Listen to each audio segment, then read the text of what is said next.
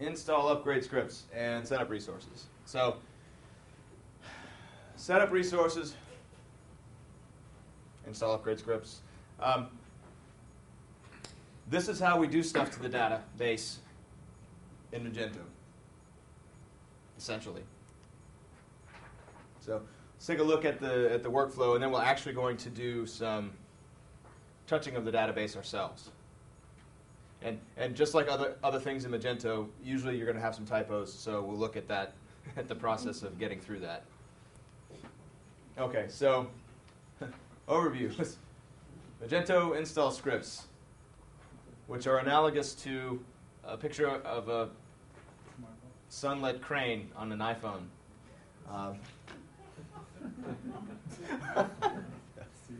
Stuff's being done here. They're building stuff. That's what we do. So there's basically two modes here. There are installs, which are only run once, and there are upgrades.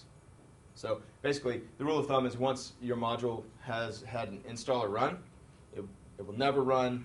Another install script would never be run. Only run upgrade scripts. So tactically, they're the exact same thing.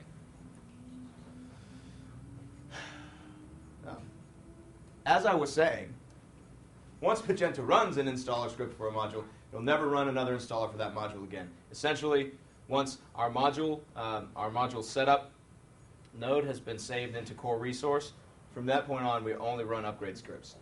And this is the structure. So that mean little poll block from earlier, we have our SQL folder, little SQL, and then another folder underneath it. We'll look at what that folder needs to be named in the configuration. Where else would it come from? And then inside here, we just have this format, okay? Mm-hmm. Install script, upgrade script, upgrade script. So all of these will begin with MySQL 4 dash. Again, the naming convention. An install script will have install, and then upgrade scripts will have upgrade. And then for install scripts, we only specify a single version number. And this version number is evaluated using PHP's version compare function, which will handle different versioning conventions, but obviously you would want to test. I'd never choose to integrate any kind of letters or anything. I always use numbers, and you'll see Magento always uses numbers as well.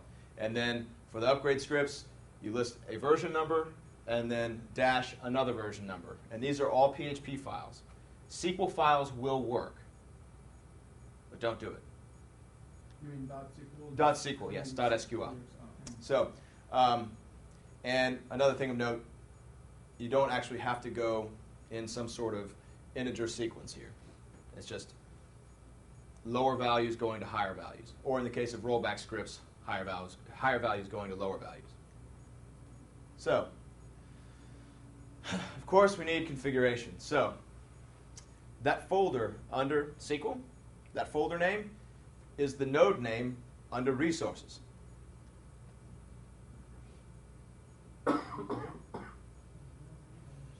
So here we've specified checkout setup under a resources node, and we'll look at the full configuration here in a moment. And then inside this node here, specify setup. So the system effectively is going to look inside of resources for our set of instructions. And inside of our set of instructions, we'll look for the setup node where we specify the module we'll be using and the class we'll be using. So, and it's okay to use another module setup if your module has similar functionality. Most of the time you'll use either a core resource setup, or if you have an EAV entity, you'll use the EAV entity setup. Okay? So apply all updates. Remember that from Mage. It just looks in global resources for the children and then processes them. So that's the configuration being evaluated. Are we learning this just to know how the internal work? Yeah. Yes. Yes. So once again, background information. Your takeaway from the slide, though, should be the thing to remember from the slide. Whatever you have here for a node value becomes the folder under SQL. So if I had Mage checkout set up, I would need Mage checkout set up. Okay. Is Mage run calls Mage core model app run. We remember that from the initialization exercise or lesson. Mage core resource setup, apply all updates. So this happens very early in the execution of the application. This checks the version, the current version of the module in the configuration, which could be cached. So if you're changing version numbers, just like anything else in the configuration, you'll need to refresh your cache. But looks in the core resource table, which we'll look at in just a moment. So if the version in our configuration is different from the version in core resource, well, then Magento will look to see, actually checks to see if the value is higher or lower, and then searches for an appropriately named migration script. Okay. Yeah. Install scripts. This is by convention, and it makes sense. We may actually want to use a different class inside of our file, but by convention, you always most of the time will see this even in the core. We reference this with installer, and again, this is our setup class. A lot of the times, you won't need a custom setup class. The example we'll be doing, we won't use anything other than the core setup class. So there's three things you need in your install script. You need start setup, so installer start setup, installer run, which is where we actually run our SQL, and then installer end setup. Okay? So that's the takeaway from this slide. That's the structure you'll have inside your install and upgrade scripts. The cool thing is, this is all very, it's all basically the same whether you're using a simple entity or an EAV entity. So, you can pass, we'll be doing something very similar to this in a moment. So, this is a good example of an installer script. Now, what is often the case is you might find that you'll add a drop table if it exists. In an installer file, this is okay, because if that file is being run, that means that the installer hasn't been run yet for this site, or for this Magento install. So here we reference, and there we set up a nice little, this is how we inform our IDE what this variable is, so this will give us some code completion.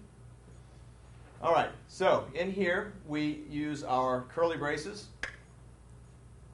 We use installer, get table, poll in this example. So what this does is goes and gets the table value from the configuration for the poll entity. And the nice thing about this is that if the Magento install is using table prefixes, this will prepend those prefixes for us. This is why you wouldn't reference your table name directly. And then this is just simple SQL. Yeah. So start setup, run, end setup, and this is what the version number configuration looks like. And the reason we don't put this in our activation file is because it doesn't make sense there. It would work there, but we shouldn't need to change our activation file to switch version numbers.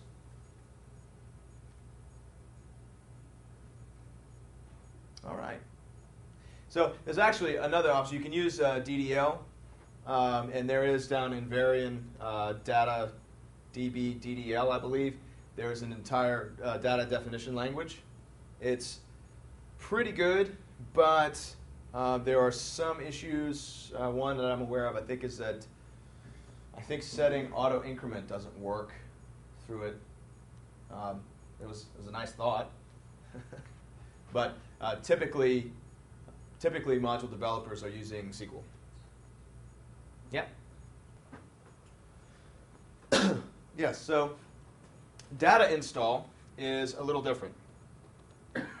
It's basically the same thing, but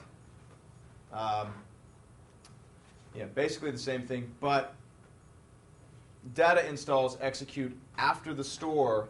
Basically, the big difference is data installs occur after the stores have been initialized, and that's done that way so that in the event that we have a multi-language site and we need to install data for different languages, we can use those store objects to do that and have those store values. So this is really, data installs exist for scoping. And that's really the big difference between the two. Yeah. And that file would be named, MySQL for data install instead of install or data upgrade. So rollback is possible, and again, that's just the only noticeable difference between a rollback script and an upgrade script is that you might go from 0.7.0 to 0.7.1 for an upgrade, and a rollback would be 0.7.1 to 0.7.0. It's never implemented in the core. They don't do this.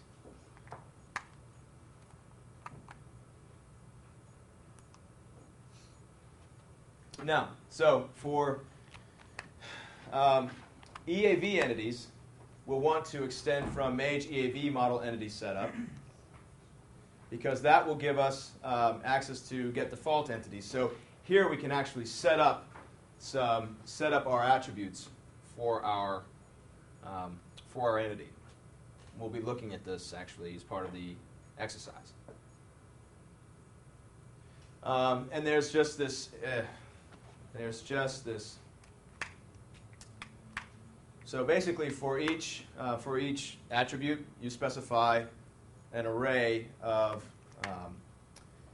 arrays of options under this attributes index. It's a bit cumbersome. The good thing is there are plenty of examples of the core doing this, so you can generally find out. But here you see we specify an entity model, an increment model. So we associate, for catalog product, okay, we're going to use EAV entity increment numeric. All right. So attributes. Okay, name. Well, that's going to be a text attribute. Here's its label, and it's a required attribute, for example. So we will be doing this in just a moment. Like now. All right. So. This one's great. So first thing we need to do, I'll walk through this with you guys. So create an install script and a data upgrade script. Okay.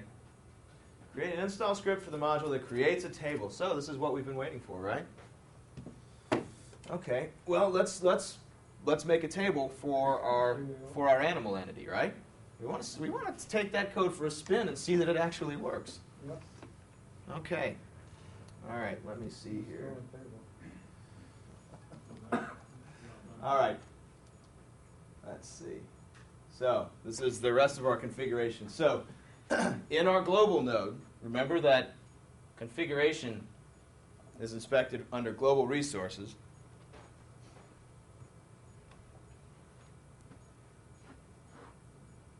We have training animal setup. Simply another unique node for us to use. But this one, of course, this will be the value that shows up in core resource table and will also be the folder name underneath our SQL folder in our module.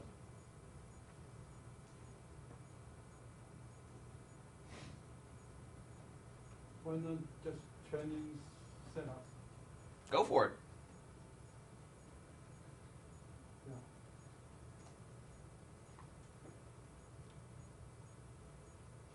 Yeah. And here we're specifying for our module as well as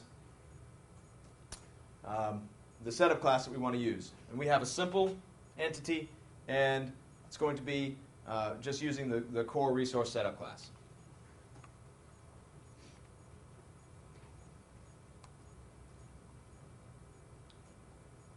Again, if we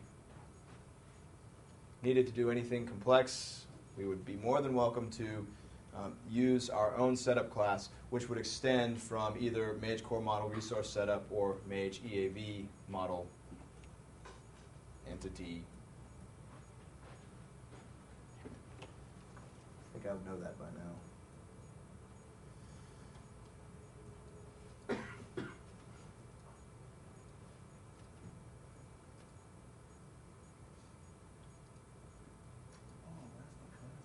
Entity setup. Yes. Okay, I was right. So this would be the EAV class, which extends from core resource setup. But again, that class exists to give us access to the to all the attribute models. So you should have something roughly like this. I will roll this up a bit. Okay. Now, before I go and set a version number,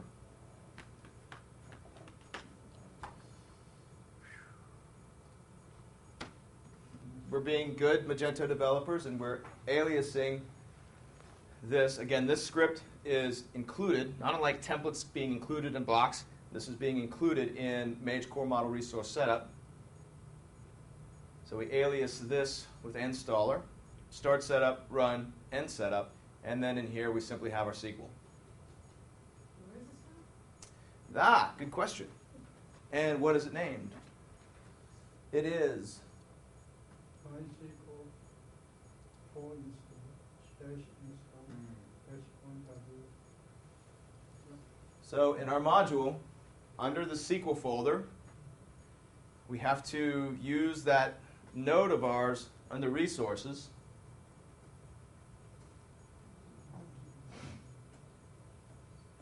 So I'm sure Adam's going to use training setup instead of training animal setup.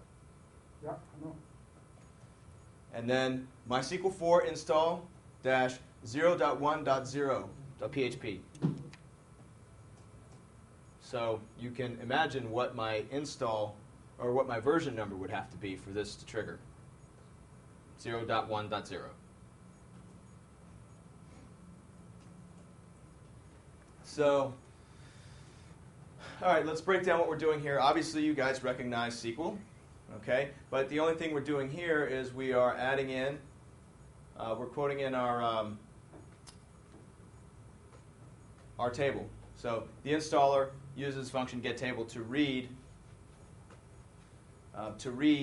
the table name from the configuration, and we'll also return it with that table prefix if Magento is so configured.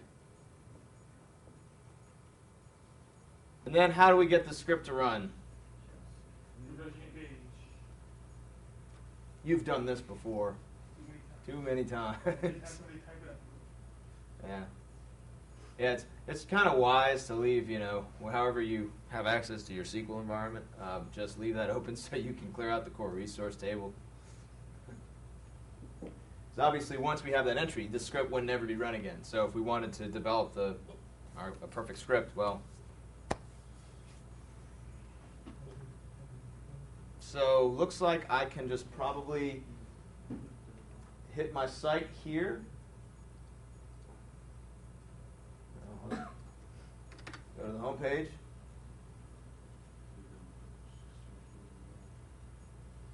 All right. And then first place I could check would be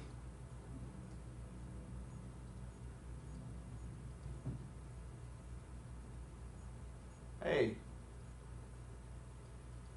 2.1. Oh, that must be old. So that probably wouldn't have run. Yeah.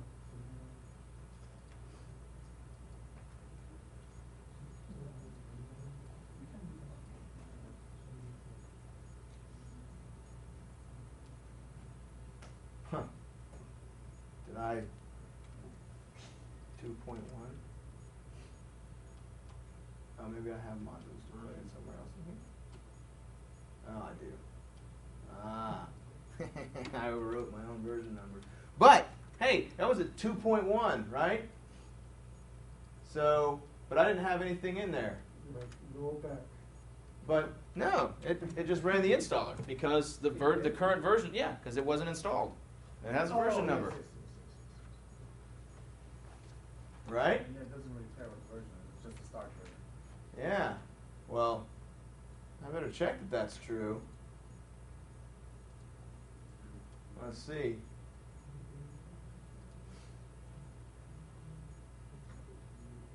Do I have a training animal entity? Look, I do. Look at that. Oh, sweet. Okay. So here's the config XML again.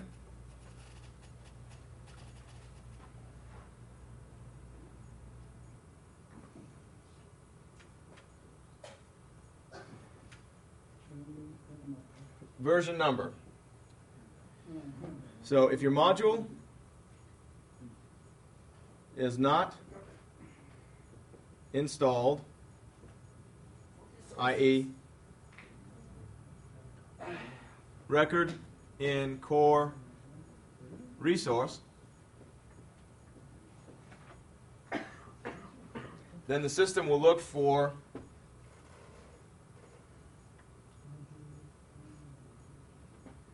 an install script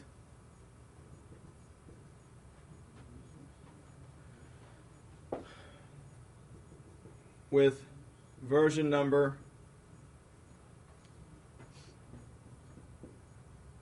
that is less than or equal to the version specified in config. Okay? So an example of this would be config version of 0.2.1 and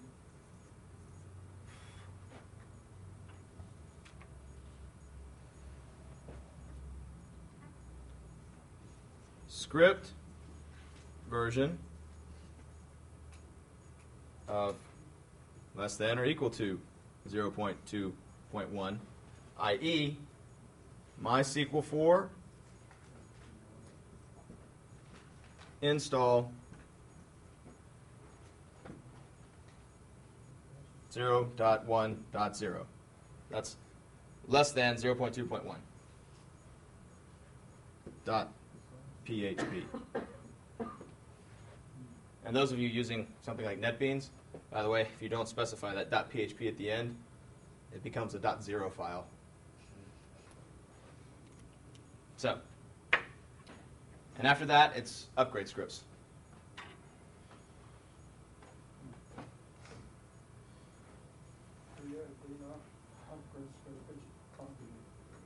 Okay? So that is, does everyone have a table? No. I have a core resource, but I don't have a table. Ah. I don't even have a core resource. My team doesn't have it. Okay. Wow.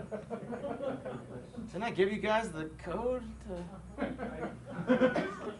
Verbatim. Gosh. Okay. Well, first thing to check. Do we have a SQL folder under training animal? Next thing to check, does the folder under the SQL folder, does that folder name match whatever we have under the resources node?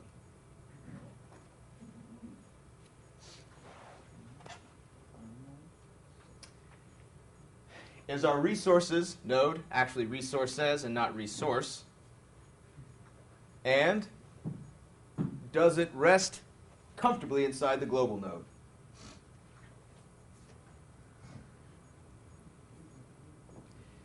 And then, does our module name here match the module name for our version in the modules node under config?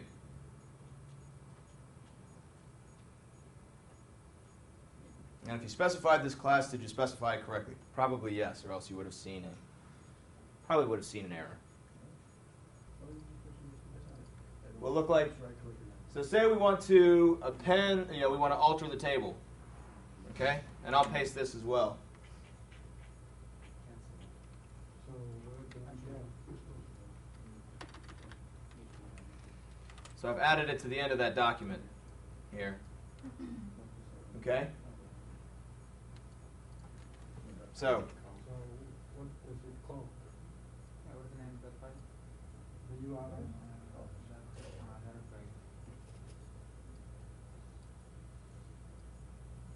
so SQL training animal setup. So again, a file, sibling file of this install script, MySQL 4-data-upgrade, and here I'm going to have to change the version number since I'm already at 2.1. I think, or wait a minute.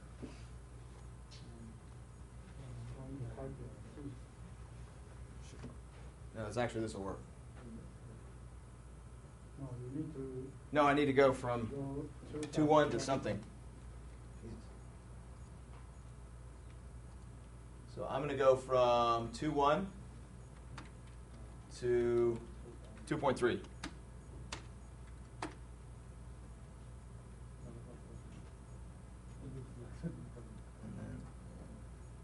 So if you check that type with me page, I just added that to the bottom.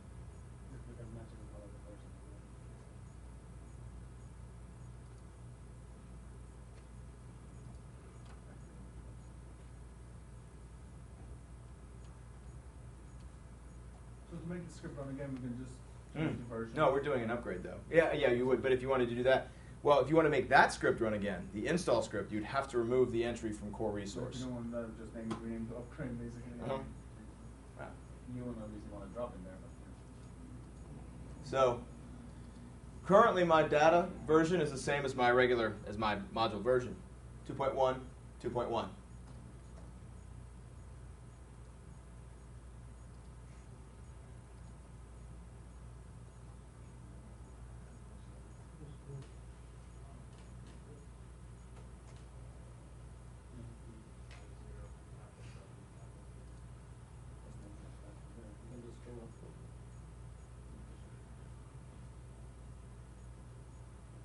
And then the only thing I would need to do to get this to run would be, so currently my module 0.2.1, I've got a script set for 2.1 to 2.3. I could even specify it be 2.2. It's just really, again, just a comparison. You don't need to go in sequence. So if I change my module version to, let's say, 2.5,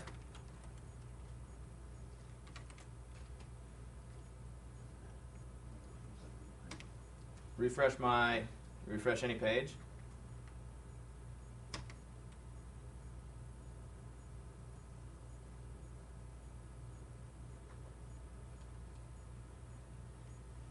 I need to see the upgrade script. The version number must be higher or equal to the one that you have in the file name. Can you